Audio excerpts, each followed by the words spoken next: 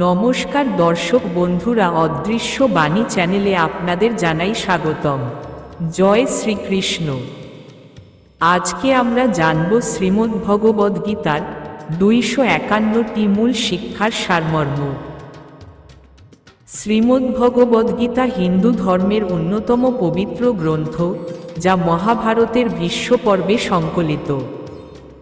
এটি একটি আধ্যাত্মিক দিগদর্শন, যেখানে কৃষ্ণের মুখে শোনা যায় আত্মা, কর্ম, ধর্ম, জ্ঞান, ভক্তি ও যোগের মহান আদর্শ।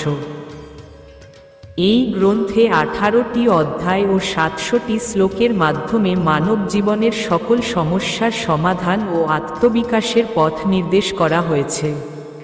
এখানে আমরা গীতার 251টি মূল শিক্ষার পয়েন্টের সারাংশ তুলে ধরেছি।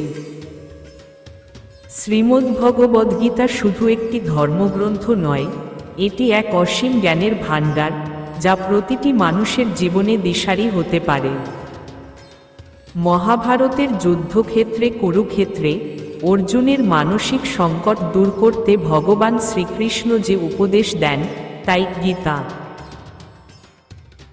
এই গ্রন্থে 18টি অধ্যায় মানবজীবনের সমস্ত সমস্যার কার্যকারণ ও সমাধান রয়েছে। এখানে আমরা গীতার 251টি মূল শিক্ষার সারমর্ম তুলে ধরছি। প্রথম অধ্যায়, অর্জুনের বিষাদ। 1. যুদ্ধের প্রাক্কালে আত্মীয়দের সামনে দাঁড়িয়ে অর্জুন দ্বিধাগ্রস্ত হন। 2. অর্জুন ভেবে নেন, প্রিয়জনদের মৃত্যুতে কোনো বিজয়ী অর্থহীন। 3. তিনি অহিংসা ও করুণা প্রকাশ করেন, কিন্তু তার মধ্যে দায়িত্ববোধও থাকে। 4. গীতা শেখায়, সত্যিকারের দায়িত্ব পালনে আবেগের স্থান নেই। 5. ন্যায়ের পক্ষে দাঁড়ানোই ধর্ম। 6. আত্মীয়তা নয়, নীতিই বড়। 7. সংকটে দ্বিধা নয়, স্থিরতা দরকার। 8. মন যদি দুর্বল হয়, কর্মে স্থিতি আসে না। 9. ভগবানকে আত্মসমর্পণ করলে সংকট থেকে মুক্তি মেলে। 10. সংকটে জ্ঞানের আলোই প্রকৃত অস্ত্র। অর্জুনের মনোভাব কী ছিল যুদ্ধের প্রারম্ভে? তিনি কিসে দ্বিধাগ্রস্ত হয়েছিলেন? কুরুক্ষেত্র যুদ্ধের সূচনালগ্নে অর্জুনের মনোভাব ছিল গভীরভাবে দুঃখ ভারাক্রান্ত, দ্বিধান্বিত এবং মানসিকভাবে বিপর্যস্ত। তিনি যুদ্ধক্ষেত্রে দাঁড়িয়ে যখন নিজের আত্মীয় স্বজন, গুরুবৃন্দ ও প্রিয়জনদের বিপক্ষে অস্ত্র তুলে ধরতে বাধ্য হন, তখন তার অন্তর কেঁপে ওঠে। হৃদয় করুণা জাগে, তিনি অনুভব করেন, এই যুদ্ধ শুধু বাহ্যিক বিজয়ের জন্য নয়, বরং এতে ভেঙে পড়বে সম্পর্ক, নষ্ট হবে মানবিকতা। অর্জুন বলেন, গোবিন্দ, আমি এই যুদ্ধ করব না। এই বাক্যে ফুটে ওঠে তার ভেতরের যন্ত্রণা ও সিদ্ধান্তহীনতা। তিনি ভাবেন, স্বজনদের হত্যায় অর্জিত রাজ্য, সুখ বা যশ কিছুই মূল্যবান নয়। তিনি শঙ্কিত হন, এই কর্ম কি পাপ হবে? তিনি ধর্ম ও অধর্মের সূক্ষ্ম সীমারেখায় বিভ্রান্ত হয়ে পড়েন। এই দ্বিধা ছিল ধর্মীয়, মানসিক ও আত্মিক স্তরের। একজন যোদ্ধা হিসেবে অর্জুনের কর্তব্য ছিল যুদ্ধ করা, কিন্তু মানবিক দৃষ্টিকোণ থেকে তিনি নিজেকে অপরাধী ভাবতে থাকেন। এই মনোযোগহীন, দুর্বল অবস্থাতেই গীতার মূল উপদেশ শুরু হয়। দ্বিতীয় অধ্যায়, জ্ঞান ও কর্মযোগ। 21. আত্মা অজন্মা, অবিনাশী, মৃত্যুহীন।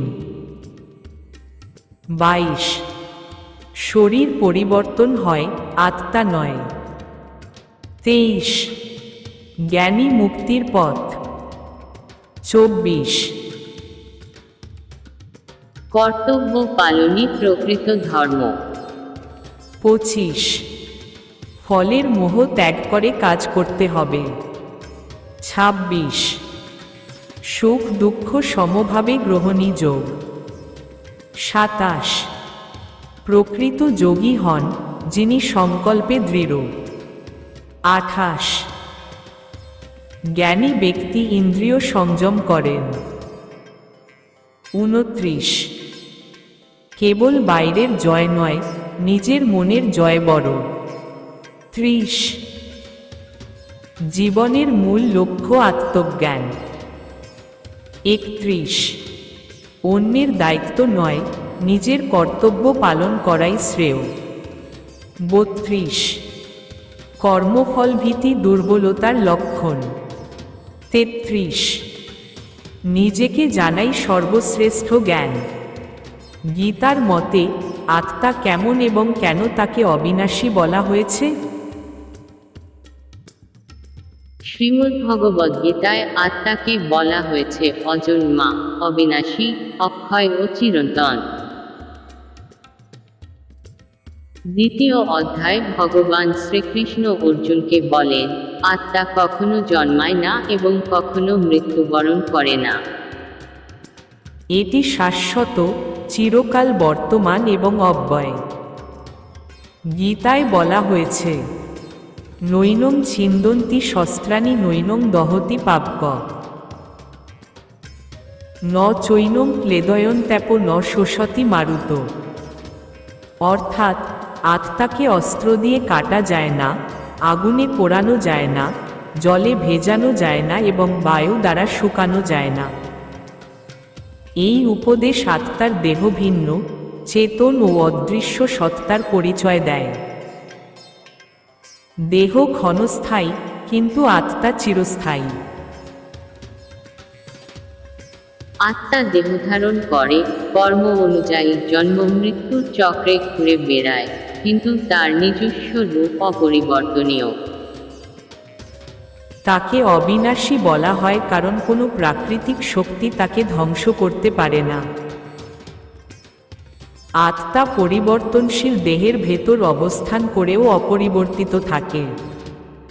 এই জ্ঞানী মানুষের জীবনে ভয়, দুঃখ ও মোহ দূর করতে সাহায্য করে এবং মুক্তির পথে অগ্রসর করে। তৃতীয় অধ্যায় কর্মযোগ। 51 জ্ঞান থাকলেও কর্ম ত্যাগ নয়। 52 কর্ম করতে হবে সমাজ ও সৃষ্টির কল্যাণে। 53 নিজের ইন্দ্রিয় সংযম করলে কর্মে সিদ্ধি আসে। 54 নিষ্কাম কর্ম, যে কর্মে ফলের মোহ নেই। 55 সকলের মধ্যে ঈশ্বরের উপস্থিতি উপলব্ধি করা। 56 কর্মই জীবনের ধর্ম। 57 অলসতা পাপের সমান।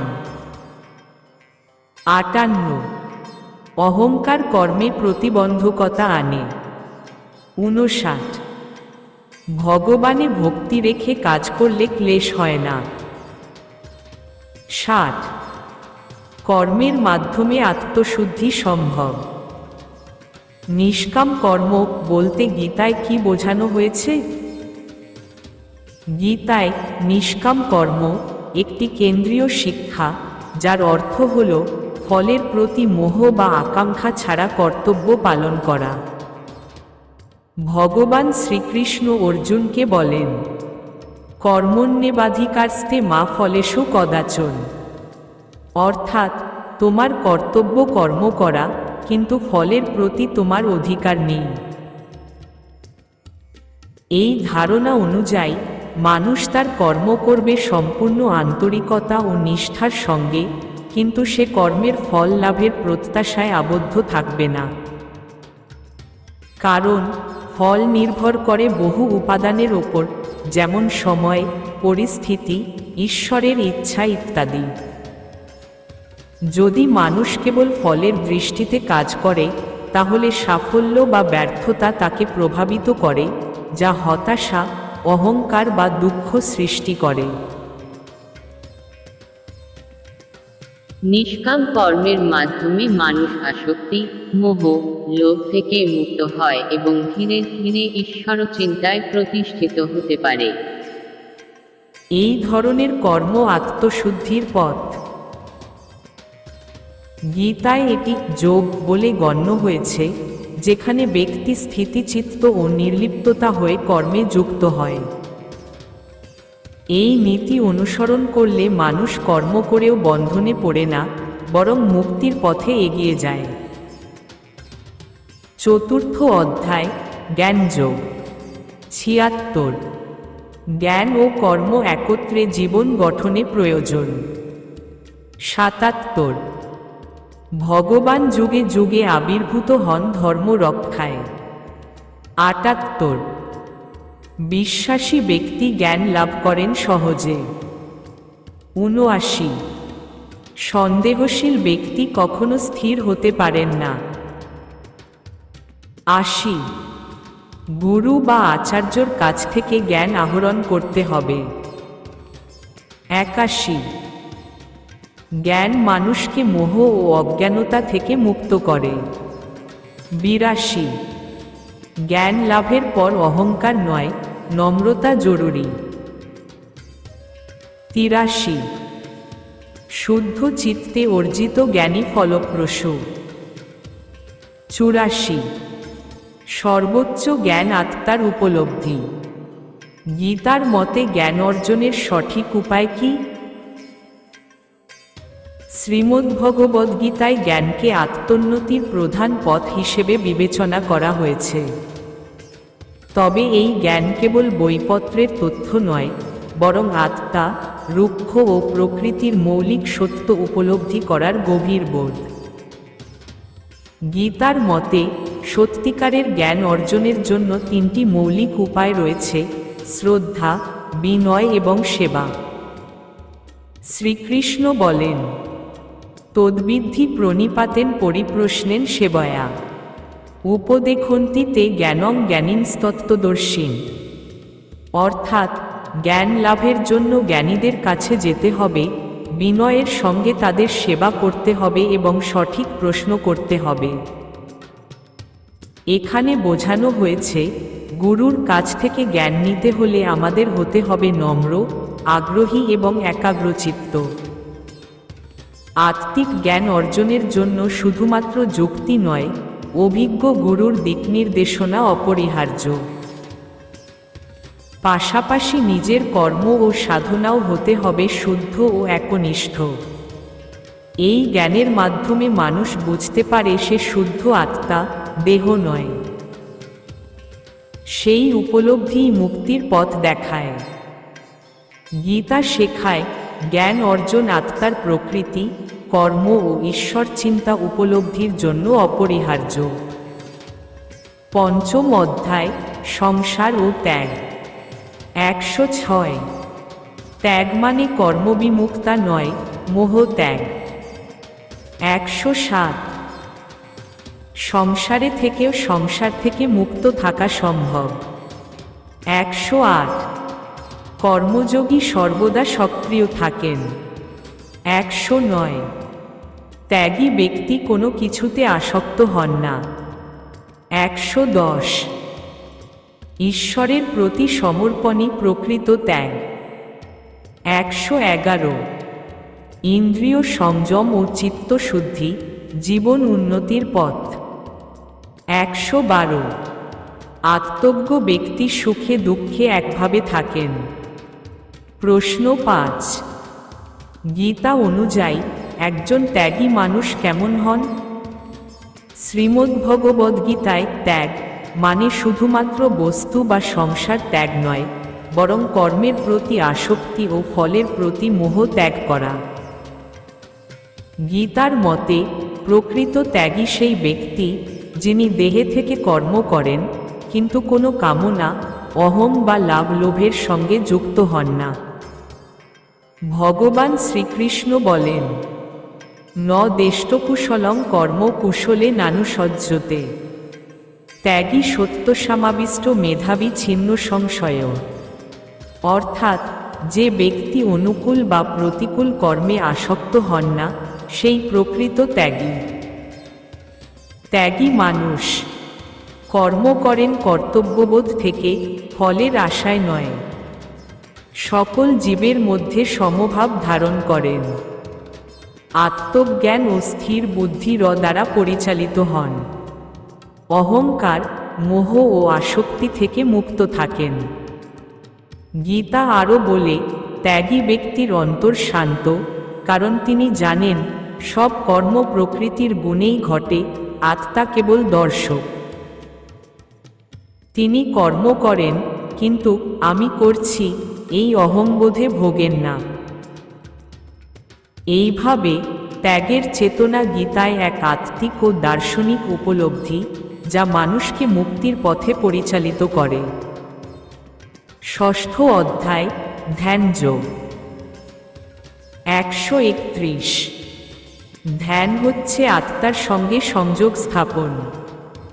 132। ধ্যানের জন্য একাগ্রতা প্রয়োজন। 133।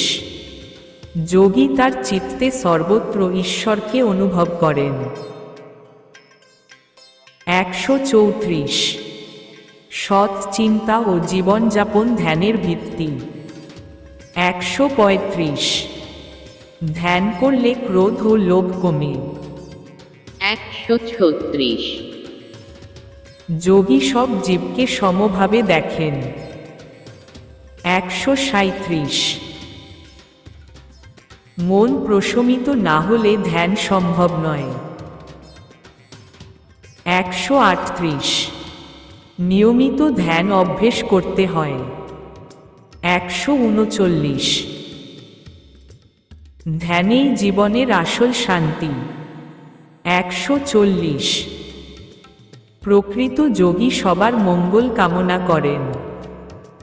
গীতা মতে ধ্যানের মাধ্যমে কি কি লাভ হয়?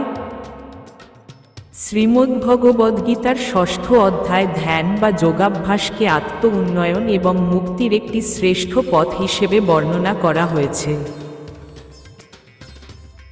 গীতার মতে ধ্যান মানুষকে ইন্দ্রিয়ের দাসত্ব থেকে মুক্ত করে, মনকে সংযত করে এবং চেতনার গভীর স্তরে পৌঁছাতে সাহায্য করে। শ্রীকৃষ্ণ বলেন, যোজিত সত্তম যোগী সর্বভূতেষু যশ সমঃ অভবোত্তম প্রাণিনাং মেধা স যোগী পরম মত। অর্থাৎ যে যোগী সকল জীবের মধ্যে নিজেকে দেখে এবং সমস্ত জীবের সুখ দুঃখকে নিজের মতোই অনুভব করে, তিনিই সর্বোৎকৃষ্ট। ধ্যানের মাধ্যমে যা লাভ হয়: মন ও ইন্দ্রিয় সংযমে আসে, চঞ্চলতা হ্রাস পায়, আত্মজ্ঞান বৃদ্ধি পায়, ব্যক্তি বোঝে সে শরীর নয়, আত্মা। অন্তর শুদ্ধ হয়, লোভ, মোহ, রাগ কমে যায়, ঈশ্বর চিন্তা স্থায়ী হয়, ব্যক্তি পরম আত্মায় স্থিত হতে শেখে। আনন্দ ও শান্তির অভ্যন্তরীণ উৎস উদ্ঘাটিত হয়, যা বাইরের জিনিসে নেই। দ্বন্দ্ব, দুঃখ, অহংকার ইত্যাদি থেকে মুক্তি মেলে। অতএব গীতার দৃষ্টিতে ধ্যান শুধু মানসিক প্রশান্তি নয়, বরং আত্মিক মুক্তির একটি নিশ্চিত সোপান, যা মানুষকে পরম সত্যের সঙ্গে যুক্ত করে। সপ্তম থেকে দ্বাদশ অধ্যায়, ভক্তি ও ঈশ্বর জ্ঞান। 156। ভক্তি মানে নিজের অহং বিসর্জন। 157।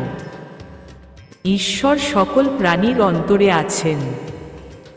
158। ভগবান এক ও অভিন্ন, তবে রূপ বিচিত্র। 159। সদ্ভক্তের প্রতি ভগবান সর্বদা সদয়। 160। প্রকৃত ভক্ত ভগবানের নামে লীন থাকেন। 161। ভগবান অর্জনযোগ্য প্রেম ও ভক্তির মাধ্যমে। 162। জ্ঞান ও ভক্তির সমন্বয় চাই। 163। ঈশ্বরকে জানার আগ্রহ থাকলেই পথ খুলে যায়।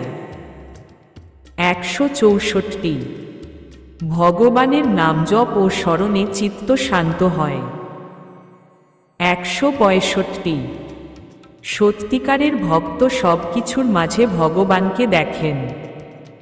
166 ঈশ্বরকে না দেখেও বিশ্বাস করা ভক্তির পরিচয়। ভক্তি কিভাবে একজন ব্যক্তিকে মুক্তির পথে এগিয়ে দেয়? শ্রীমদ্ভগবদ্গীতায় ভক্তিকে মুক্তির সর্বোৎকৃষ্ট পথ হিসেবে বিবেচনা করা হয়েছে। ভক্তি মানে শুধু ভগবানকে প্রণাম করা নয়, বরং পূর্ণ শ্রদ্ধা, বিশ্বাস ও ভালোবাসার সঙ্গে তার স্মরণ ও স্মরণে থাকা। এটি এমন এক আত্মিক সম্পর্ক যেখানে ভক্ত নিজেকে সম্পূর্ণভাবে ঈশ্বরের ইচ্ছার উপর সমর্পণ করে। ভগবান শ্রীকৃষ্ণ বলেন, ভজতি মাং সর্বভূতেষু সযোগীময়ী বর্ততে। অর্থাৎ, যে ব্যক্তি সর্বত্র আমাকে ভজনা করে সে আমার মধ্যে বাস করে এবং আমিও তার মধ্যে। ভক্তির মাধ্যমে একজন ব্যক্তি আত্মস্মৃতি লাভ করে, সে বুঝতে পারে তার আসল পরিচয় আত্মা। লোভ, রাগ, অহংকার ইত্যাদি থেকে মুক্ত হয়। নির্ভীক ও স্থির হয়ে ওঠে, কারণ সে জানে ঈশ্বর সর্বদা তার রক্ষক। ঈশ্বর চিন্তায় মন একাগ্র হয় এবং ইন্দ্রিয় দ্বারা বিচলিত হয় না। কর্মফলের বন্ধন ছিন্ন হয়, কারণ সে সমস্ত কিছু ঈশ্বরের উদ্দেশ্যে উৎসর্গ করে। গীতার মতে, একনিষ্ঠ ভক্তি মানুষকে ঈশ্বর প্রেমে যুক্ত করে এবং জন্ম মৃত্যুর বন্ধন থেকে মুক্ত করে। এই আত্মসমর্পণই তাকে পরম শান্তি ও চিরমুক্তির পথে এগিয়ে নিয়ে যায়। 13 থেকে 18 অধ্যায়, প্রকৃতি, গুণ, কর্মফল, মুক্তি। 201 জগৎ মূলত 3 গুণে সত্ত্ব, রজ, তম গঠিত। 202 মানুষ তার গুণ অনুযায়ী আচরণ করে। 203 সত্ত্বগুণ জ্ঞান ও স্থিতির প্রতীক। 204 রজগুণ কর্মস্পৃহা ও লোভের উৎস। 205 তমগুণ অজ্ঞানতা ও অলসতার নিদর্শন। 206 কর্মফল ভীতি ত্যাগী মুক্তির পথ। 207 মোহ ও আসক্তি দুঃখের কারণ। 208 জীবন একটি পরীক্ষার ক্ষেত্র, ঈশ্বর হলেন সাক্ষী। 209 মুক্তি মানে আত্মার জন্ম মৃত্যুর বন্ধন ছিন্ন করা। 210 বিশ্বাস, ত্যাগ, ধ্যান ও ভক্তি, এই 4টি গুণেই মুক্তি সম্ভব। 211 ঈশ্বর সর্বত্র বিরাজমান, তিনি সব কিছুর নিয়ন্ত্রক। 212 নিজের স্বধর্ম পালন শ্রেয়, পরধর্ম ভয়ঙ্কর। 213 যে নিজের গুণ ও ধর্ম বুঝে কর্ম করে সে উন্নতির পথে যায়। 214 অহং, রাগ, লোভ, এই 3ই পতনের কারণ। 215 নিজের অন্তরকে বিশুদ্ধ করতে হয়, বাইরের শুদ্ধতা যথেষ্ট নয়। 216 প্রকৃত মুক্তি আত্মা উপলব্ধির মাধ্যমে আসে। 217 ঈশ্বরকে জানার শেষ নেই, জানতে জানতেই মুক্তি। 218 যে ব্যক্তি জ্ঞান, কর্ম ও ভক্তিকে একত্রে গ্রহণ করেন তিনি সফল হন।